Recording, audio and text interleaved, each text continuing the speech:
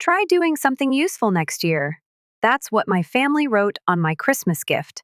I sat in the corner of the living room, the scratchy wool of my holiday sweater clinging to my arms, the scent of pine needles and cinnamon candles lingering thick in the air.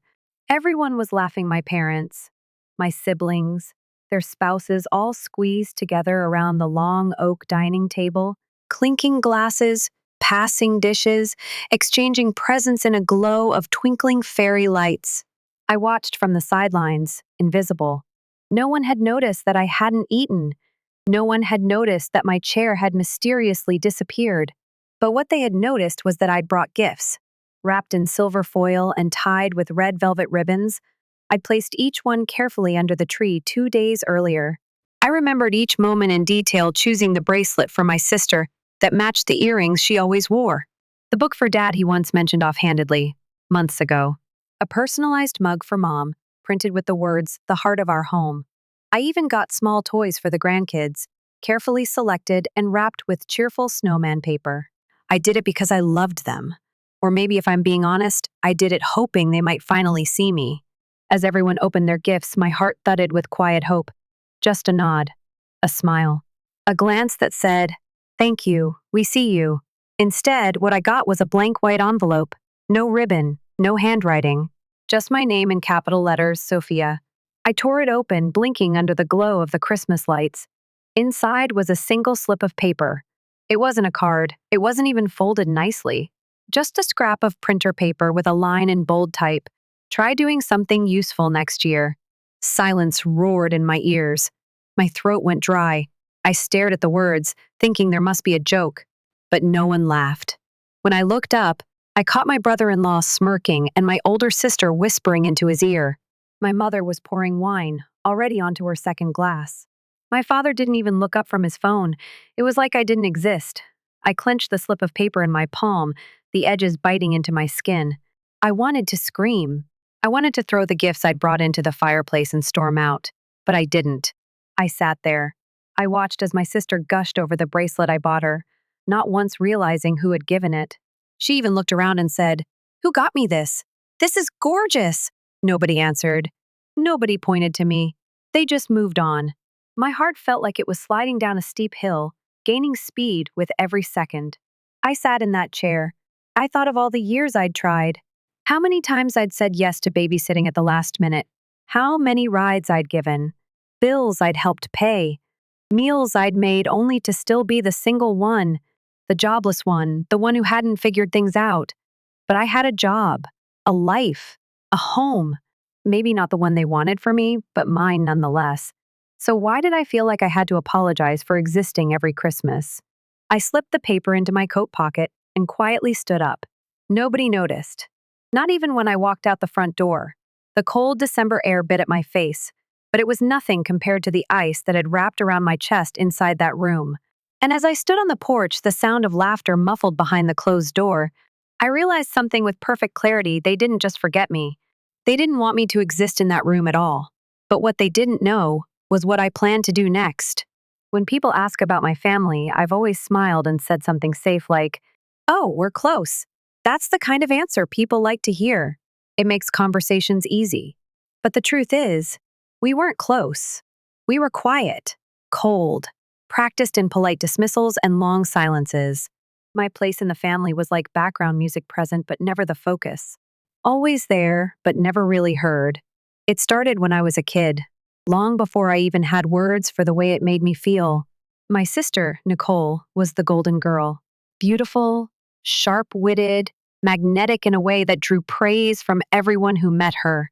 She was good at sports, aced every test, and always knew the right thing to say at the right time. My parents beamed at every recital, cheered at every game. Her birthdays were events, balloons, cakes shaped like castles, photos printed and framed on the walls. Mine? Well, I remember one birthday when I was 12. I came home from school to find no decorations, no cake, just a sticky note on the fridge that said, "We'll celebrate this weekend, love, Mom." That weekend came and went. No one mentioned it again. At first, I thought I just had to try harder. I spent years bending over backward to be helpful. I cleaned the kitchen without being asked. I helped Nicole study for her math finals. even though she called me a nerd under her breath. I stayed quiet when she took credit for things I did, like the group project in 10th grade that I completed, but she presented as her own. And my parents? They always said the same thing, Sophia. Be the bigger person. You know your sister means well. Or my favorite, don't cause trouble, just let it go. So I did. I let it go when Nicole borrowed my clothes without asking and ruined them. I let it go when she once posted a joke online about how sad and weird it was that I still lived alone. I let it go when my parents forgot to invite me to Thanksgiving dinner 2 years ago because Nicole told them I'd be out of town. I wasn't. I let everything go. I thought if I kept being kind, being useful, they'd notice. I thought love was something you could earn. I was wrong. The truth was, Nicole was the daughter they wanted to show off. I was the one they expected to keep quiet, stay out of the way, and be available when needed. I was the safe bet, the one who wouldn't fight back, the one they didn't worry about disappointing because they never had many expectations for me in the first place. There's a kind of pain that comes from being invisible in your own family. It's like living behind glass, watching everyone else build connections and moments, while you tap gently, waiting to be let in. But no one ever turned around, and yet, I kept trying. Every Christmas, the first showed up with gifts, hoping maybe this year would be different. Every birthday, I texted thoughtful messages. I remembered their favorite foods, their little quirks, because I thought if I kept showing love, eventually they'd show it back. But after that slip of paper on Christmas, something in me snapped. It was like years of swallowed hurt had suddenly found their voice. And it wasn't angry, not yet. It was tired. So tired of pretending it didn't hurt. Tired of acting like their silence was okay. Tired of convincing myself that being treated like an afterthought was somehow acceptable just because it came from family. I remember standing in the kitchen the next morning, staring at the pile of wrapping paper and ribbons littered across the counter. No one had even cleaned up. It was like the whole day had never happened. And I thought, is this really the life I want to keep coming back to every year? The answer was no. I didn't want another year of being forgotten. I didn't want another holiday where I gave everything and got nothing but shame in return. I didn't want to keep shrinking myself to fit into a space I clearly didn't belong. I couldn't do it anymore. And I wouldn't, because something inside me had finally shifted not out of rage, but clarity. I didn't want their attention. I wanted my dignity back. I've been quiet long enough, I whispered to myself, the words lingering in the air like a vow. And I'm not going to keep pretending this is okay. After that Christmas, I didn't say anything to anyone. I didn't send a text. I didn't follow up to thank them for their gift. I didn't reply to Nicole's holiday photos in the family group chat. I didn't even answer when my mother sent a message the next day. Hope you had a nice time yesterday. Like nothing had happened. Like she hadn't watched me open that slip of paper, her eyes scanning past me to watch Nicole laugh across the table with her fiancé. For the first time in my life, I left her on read. And it felt oddly calm. I didn't make a big declaration. I didn't post some dramatic announcement or confront anyone. I just started withdrawing, slowly, quietly, deliberately. The next time Nicole called to ask if I could dog sit for her over the weekend, I told her I was busy. When she asked, doing what? I said, taking care of myself. That was it. No excuse. No guilt. I could hear the pause on the other end of the line, that tiny fracture in her voice as she tried to process that I had said no, for once, without explanation. Oh, she said. Okay then. The old me would have felt bad. I would have scrambled to justify myself, maybe offered to help next week instead. But not this time. I didn't owe her an apology for having a life of my own. That was just the beginning. I stopped checking in on everyone like I used to. I didn't initiate Sunday calls. I didn't volunteer to help plan Dad's retirement party. I stopped offering to drive my parents to their doctor's appointments. I didn't even send flowers on Nicole's birthday that year. No one asked why. They noticed, of course they noticed, but they didn't ask. They just pulled back too, unsure how to handle the version of me that wasn't constantly giving. At work, even my coworkers noticed the change. You seem different, my friend Marcy said one afternoon over coffee. Lighter. What happened? I stopped chasing people who don't see me, I replied, and she blinked like I'd dropped a secret too heavy for a casual coffee shop. But the truth is, Once I stopped trying so hard to be accepted by people who never really valued me, I started seeing all the ways I had abandoned myself. I had spent years trying to prove I was worth something, buying gifts, offering help, being available, listening endlessly to problems that weren't mine to fix, all to win scraps of validation that rarely came. And in doing so, I'd neglected my needs, my rest, my joy, my sense of purpose. I started therapy, quietly. I didn't tell anyone. It became my space to unravel the tangled roots of why I had clung so tightly to people who only saw me when they needed something. It wasn't about blame. It was about understanding.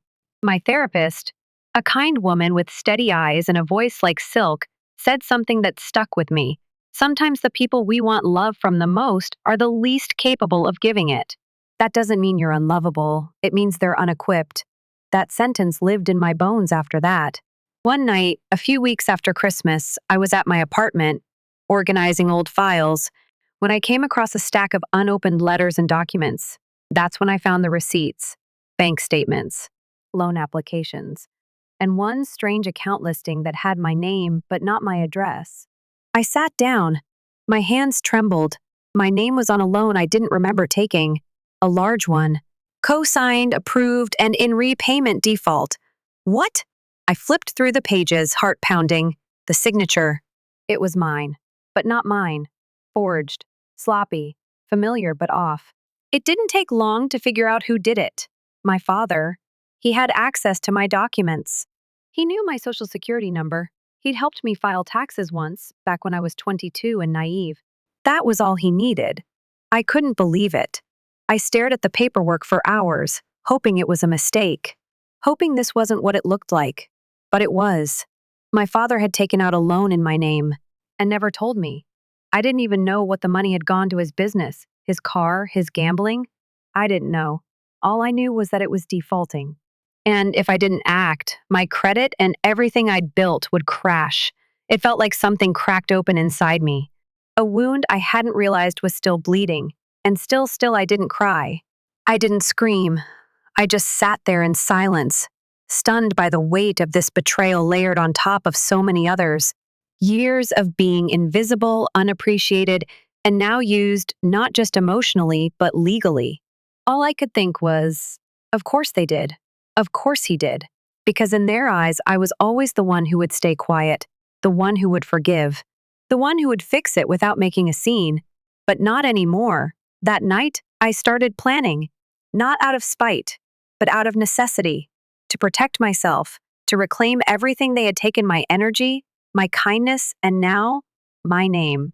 They thought I was still the same girl who wrapped thoughtful gifts and smiled through being ignored. They didn't know I had changed, and they were about to find out. I didn't storm into my parents' house demanding answers. I didn't pick up the phone and ask my father why he thought it was okay to steal my identity and borrow money behind my back. I didn't tell my mother or Nicole or anyone what I'd discovered. No, that would have given them power. It would have given them time. Instead, I did something that stunned even me. I got quiet, dangerously quiet, the kind of silence that doesn't come from fear but from control. I spent the next few days doing nothing outwardly dramatic. I still showed up to work. I still made my usual cup of tea every morning. But inside, I was on fire. I had never been more focused, more intentional. I called a lawyer the following Monday. It felt strange walking into that small law office with a folder full of papers I never meant to see. The receptionist greeted me with a warm smile, and I clutched my folder tighter, as if afraid the truth might spill out before I was ready. The attorney, Rachel, was a no-nonsense woman in her late 40s, sharp and efficient. She read through the documents, her eyes narrowing more with each page. "This is identity theft," she said plainly. Even hearing it labeled like that made me feel exposed. I nodded but said nothing. "Do you want to press charges?" The question hung in the air like a blade. I hadn't let myself go there yet. To press charges against my own father? My family? I didn't answer. "Not yet. I want to protect myself," I finally said. "I want this off my name. I want my credit back. And I don't want them to be able to do this to me again. Then we'll start with a fraud investigation and lock your credit. You'll need to file a report. And so I did. Step by step, Rachel helped me build a case. I filed a fraud affidavit. I contacted the banks. I filed a police report not with vengeance, but with a kind of quiet clarity I'd never known I was capable of. I had spent most of my life doing what I thought was the right thing for everyone else. This time, I was doing what was right for me. And as I took each of those steps, my world began to shift not just externally, but internally. I started sleeping better. I started eating again, slowly, without the tight knot of anxiety in my stomach. I stopped checking my phone every 5 minutes, waiting for a message from someone who only contacted me when they needed something. I began building a kind of armor not made of bitterness, but of boundaries. Meanwhile, my silence was making everyone in the family nervous. My mother texted again, "Are you okay? Haven't heard from you." Nicole sent me a photo of her new dress for an upcoming gala, followed by, "You've been quiet lately. Hope all is well?" Even my father called once. Just once. I didn't answer. Instead, I wrote a letter, not a dramatic one, not a confrontation, just a simple note outlining the facts. I told him what I had found. I told him I had filed reports. I told him not to contact me unless it was through my attorney, and I mailed it.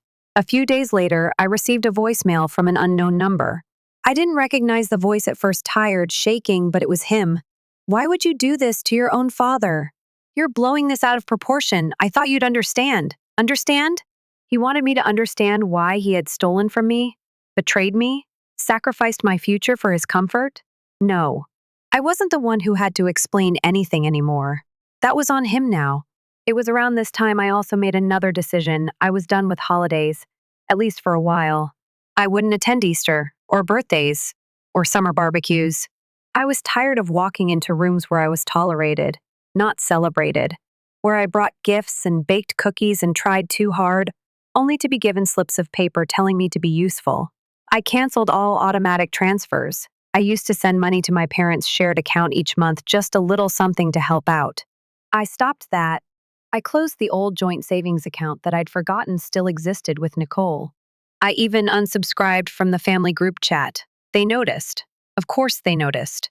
My mother left a voicemail. "You didn't RSVP for Nicole's engagement dinner. She asked about you." I didn't reply. Nicole messaged, "You're really not coming?" Mom said, "You've been weird lately. Are you mad at me or something?" I stared at that message for a long time. Then I turned my phone off. You see, they didn't miss me. They missed the version of me that was always available, always giving, always fixing. They missed the benefit of me, not the being, and I was no longer interested in offering myself as a convenience. At work, I finally said yes to a promotion I had declined before. I started attending conferences. I traveled more. I went out with friends. I dated someone quietly, someone kind, who didn't ask me to shrink myself to fit their comfort. And still, I told no one. Let them wonder, let them whisper, let them feel the weight of my absence. Because while they were wondering what happened to the girl who used to show up with wrapped gifts and desperate smiles, I was becoming the woman who didn't need their table to know her worth. It was the last Saturday before Christmas when everything came to a head. There was a buzz in the family group chat about the annual holiday dinner. Nicole and her fiancé were hosting this year at their new house in the suburbs, newly renovated, freshly painted, with a large dining room table that could seat everyone comfortably. Everyone except, maybe, the person they'd decided to pretend didn't exist this year. Me. I hadn't responded to the invitation. I hadn't said a word. I could feel their texts getting more pointed. "Hope you're still bringing your famous cranberry cake," Nicole had said, as if nothing had happened. Then my mother followed with, "You'll be there, right? Everyone's expecting you." I never replied, but I showed up anyway. I didn't come early like I used to. I didn't bring wine or a tray of baked goods. I didn't offer to help with the setup. I didn't wear anything flashy or festive. Just a simple black dress, a long coat, and a calm, unreadable expression. When Nicole opened the door and saw me standing there, her smile faltered for a split second before snapping back into place. "Sophia, I didn't think you were coming." "I noticed," I said quietly, stepping past her into the house. Inside, the same pattern played out like a broken record. The cousins whispered and pointed. The aunts and uncles greeted me with awkward half-hugs. My mother approached, arms outstretched with exaggerated warmth. "Sweetheart, so glad you made it," she said. I didn't hug her back. I just looked at her. She shifted uncomfortably under my gaze. And then I saw him. My father, standing by the fireplace, a glass of red wine in his hand, laughing with one of the uncles. He didn't notice me at first, but when he did, he froze. His eyes met mine across the room, and for the first time in my life, I watched him become nervous in my presence. I didn't smile. I didn't wave. I walked past him without a word and took a seat near the end of the table. The dinner started with forced laughter and polite small talk. Nicole's fiancé gave a toast. My mother said grace. Plates clinked. Turkey was passed around. And then came the moment I'd waited for, the gift exchange. Each person handed over carefully wrapped boxes, exchanging hugs and thank yous. When it came to me, Nicole handed me an envelope. I opened it slowly. Inside was a folded piece of printer paper. No money. No gift card. Just one sentence typed in large, bold letters. Try to be useful next year. It was signed, in pen, Love, Dad. The table fell into silence. They didn't think I'd open it at the table, but I did. I wanted them to see, to watch. I folded the paper back up and placed it beside my untouched plate. And then I stood up. I didn't raise my voice. I didn't yell. But every word that came out of my mouth was sharp enough to cut through bone. You know, I began, I used to think that if I gave enough, worked hard enough, and stayed quiet long enough, one day you'd all see me. Everyone stared. But I was wrong. You didn't want to see me. You wanted to use me. My mother let out a nervous laugh. Sophia, it's just a joke. Your father was trying to be funny. I turned to her. Was it funny when he took out loans in my name? Was it funny when I found out he forged my signature and left me with debt I never agreed to? Gasps. Nicole's fork dropped onto her plate with a loud clatter. My father finally spoke, his voice trembling slightly. You don't know what you're talking about. I pulled out a folder from my purse and dropped it on the table. These are copies of the loan documents, filed with my name, my social security number, my forged signature. I turned to the rest of the table. I filed a police report. I've met with a lawyer. And in case you're wondering, I've already submitted these to the fraud department. The case is open. The investigation is active. My uncle shifted uncomfortably in his seat. An aunt whispered, "Oh my God, my father looked like he'd swallowed glass." Sophia, we can talk about this privately. No, I said, my voice ice cold. I've spent too many years being silenced in private. If you were bold enough to steal from me behind my back, you can face the truth in front of everyone. Nicole jumped in. Come on, this is supposed to be a holiday dinner. And I brought something, I said calmly. I brought the truth. I reached back into my bag and pulled out a small envelope for each person at the table. What is this? My mother asked, hesitant. Statements. Copies of every financial transfer I've made over the past 5 years, to Mom, to Dad, to Nicole. Every time I paid for something. Every time I covered someone's rent. Every time I loaned money that was never repaid. I paused. You called me useless. But here's the math. You tell me what's useless about bailing out a family who turns around and spits in your face. My hands trembled, but my voice never broke. I don't want apologies. I don't want excuses. I want you to know that I'm done. No more money, no more favors, no more pretending. My father's mouth opened, then closed. My mother looked down, unable to meet my eyes. Nicole stared at her envelope but didn't dare open it. I'll see myself out, I said, pushing my chair back. I walked out with my head high and my spine straight. The cold air outside bit at my cheeks, but I'd never felt warmer. Because that night, I didn't just reclaim my voice, I reclaimed myself. And for once, I wasn't walking away ashamed or humiliated. I was walking away in power. The days following Christmas were strangely quiet. Not in the peaceful way. No, it was more like the eerie silence after a hurricane has ripped through the town, and everyone standing in the wreckage, pretending the windows aren't shattered. I didn't hear from anyone that night after I walked out. No frantic calls, no desperate apologies, just silence. And yet, I knew they were talking, whispering, panicking. I went back to my apartment, made myself a cup of tea, and sat down in the middle of my small living room. There was still a tiny decorated tree in the corner, the one I'd bought for myself because no one ever invited me to decorate theirs. There were still unopened gifts I had bought for each of them, carefully wrapped, tagged with names, sitting by the window, forgotten now. I didn't cry. I stared at them. At the time and love I had poured into people who never even thought I deserved a seat at the table. And then I did something I never thought I'd do. I picked up my phone and blocked every single one of them. Mom, Dad, and Nicole, every cousin, every uncle. I even blocked the group chat, not out of rage, but for peace. I knew what came next would be messy. And I wasn't wrong. By New Year's Eve, I had a voicemail inbox full of mixed signals, half apologies, half guilt-tripping. One from my mom, Sophia, we need to talk. This is not how families solve problems. One from Nicole, you really humiliated Dad like that? At Christmas? You've always been dramatic. And one, surprisingly, from my dad, I didn't mean for things to get that far. It's complicated. Can't we just forget this ever happened? Forget? Forget that he'd stolen from me? Forget the years I'd worked double shifts to keep the lights on while he used my name to stay afloat? I didn't reply. Instead, I went to the bank and closed every account my name was tied to. I froze my credit, filed follow-up reports with the fraud division. I even started looking for an accountant and financial advisor people who could help me untangle the web. My father had quietly wrapped around my life.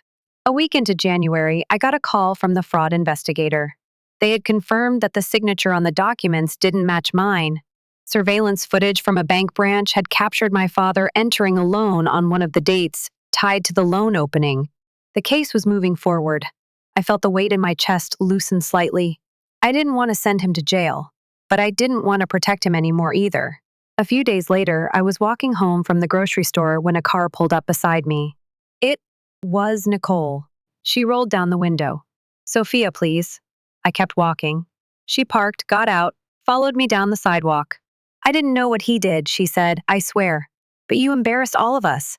You made Dad look like a criminal." "Because he is," I said calmly, turning to face her. "And you knew. Maybe not the paperwork, but you knew how they treated me. You laughed at the joke. You handed me that envelope. You called me useless with a smile on your face." Her face flushed with shame, but she didn't apologize. Instead, she said, "Can't we just move on? Move on." Like I hadn't just unearthed a mountain of betrayal built over years. "No," I said, "but you can." I left her standing there in the snow. That night, I sat down with all the unopened gifts I'd bought for the family. The scarf for Nicole, the vintage mug for Dad, the lavender lotion for Mom. I placed them all in a box, taped it shut, and wrote on the outside, "For people who never saw me." Then I dropped it off at the nearest donation center, and I felt free. It wasn't just about money or fraud or even the holiday. It was about all the years I'd wasted begging for a place at a table that was never built for me. It was about finally saying, "I deserve more than this." In the weeks that followed, I started something new.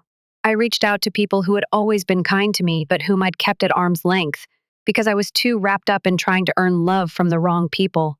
An old coworker invited me to a painting class. I said yes. A woman from my apartment complex invited me to a game night. I brought snacks. I even started talking to an old friend from college who had moved back to town. We met for coffee, and the conversation flowed easily. He didn't ask about my family. He just asked about me, what I liked, what I wanted to do next. It felt strange and beautiful to be seen for who I was, not for who I failed to be in someone else's story. My mom texted again the following week, this time with a picture of the family sitting around Nicole's table. The caption read, "Wish you were here." I stared at the photo for a long time, and then I deleted it because I didn't wish I was there, not anymore. That picture wasn't of a family. It was of a performance, a well-lit, curated display where love had strings attached, where silence was the price of inclusion, where usefulness was the currency of affection.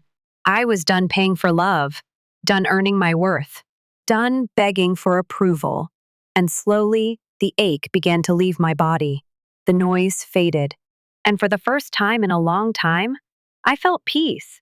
It's strange how peace feels when it finally settles in. I used to think peace would come with fireworks.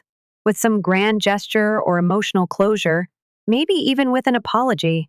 But it didn't. Peace came slowly. It came in the form of quiet mornings where I didn't wake up feeling dread. In the way I brewed my coffee and watched the light pour in through the windows of my apartment, with no need to check my phone for a passive aggressive message from mom. It came with breathing room both in my lungs and in my heart. I used to believe I had to earn love, that I had to be the most helpful, the most forgiving, the most understanding so that someone, anyone, would look at me and think, she's enough. But after everything, after the betrayal, the mockery, the years of being dismissed and ignored, I finally realized something that changed my life. I didn't need to sit at their table to have worth. I could build my own. And I did. A few months after that disastrous Christmas, the first started volunteering at a community center. At first, it was just to fill my time, but I quickly fell in love with it. There was something healing about pouring energy into people who didn't expect anything from me, who were grateful just for kindness. I met a woman named Carla there who ran the after-school art program. She had the kindest eyes and a laugh that made the whole room warmer. We became close. One afternoon, she invited me over for dinner with her partner and their teenage son. It was casual, simple soup and bread, mismatched chairs, a dog under the table. But when they passed me the bowl of soup and said, "Tell us more about your work," I realized this was the first time in years anyone had asked me about me without needing anything from me. I didn't cry then. I smiled. But later, when I got home, I sat on my couch, looked up at the ceiling, and let the tears come. Not from sadness, from release, from finally understanding that love isn't something you have to chase. It's something that shows up when you stop performing and start living. That spring, I launched my own small consulting business. It was something I had put off for years because my family always said I was too soft to handle real leadership. But as it turned out, all those years of managing chaos and family dynamics had given me more resilience and strategy than I ever knew. The business took off slowly but steadily, and the more I believed in myself, the more doors opened. Nicole sent me an email that May, "Hey, I know we haven't talked since Christmas. I just wanted to say, I was out of line. Dad has been hard on all of us, and I guess I took it out on you. I'm sorry." There was no mention of the envelope, of the joke, of the years before that when she let me be the scapegoat. But I wasn't angry. I didn't reply. Not because I was trying to punish her, but because I no longer needed anything from her. Forgiveness, for me, wasn't a door I opened so she could come back in. It was a door I closed quietly so I could finally walk away. My mom tried to call on my birthday, left a message saying she missed me. I didn't answer. I didn't feel guilt.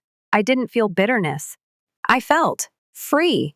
People often talk about revenge like it's an explosion, something dramatic, loud, cinematic. But the real kind of revenge, the one that actually heals you, is quiet. It's the kind where you stop proving yourself, you stop shrinking, you stop apologizing for existing. And instead, you thrive. You build a life that doesn't need their approval. You love yourself in the ways they never taught you. You surround yourself with people who don't see you as a burden to fix, but a person to know, to laugh with, to respect. And maybe one day, you'll pass by a window and catch a glimpse of yourself, standing taller, smiling softer, living fully. And you'll realize you did it. You broke the cycle. You turned pain into power. That's what happened to me. I still don't spend holidays with my family. I haven't been to Nicole's house since that Christmas. But I've been to Carla's. I've been to neighbors' homes. I've hosted dinners where laughter fills the room and no one jokes about who deserves to be there. I've built a family not by blood, but by choice. And I've learned that it's not just okay to walk away from people who hurt you.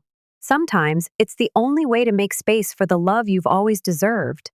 So if you're reading this, or listening, or watching, and you've ever felt like the outsider in your own home, if you've ever bought gifts for people who forgot your name, or stayed quiet while someone handed you shame wrapped in a bow, just know this: you are not the problem.